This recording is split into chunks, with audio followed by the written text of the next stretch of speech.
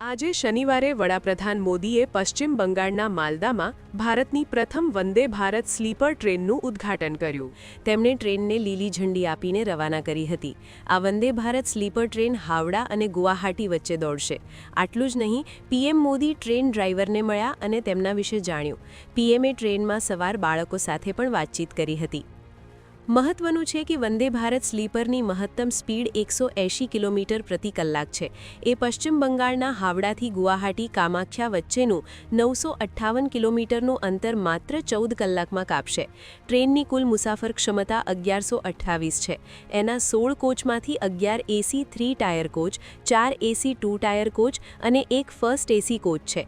Sleeper ટ્રેનના third એસીનું ભાડું ₹2300 નક્કી કરવામાં આવ્યું છે.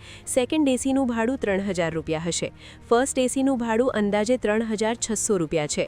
આ ટ્રેન હાવડા ગુવાહાટી રૂટ પર મુસાફરીનો સમય લગભગ 2.5 કલાક જેટલો ઘટાડશે. હાલમાં હાવડાથી ગુવાહાટી સુધીની ટ્રેનની મુસાફરીમાં લગભગ 18 કલાકનો સમય લાગે છે.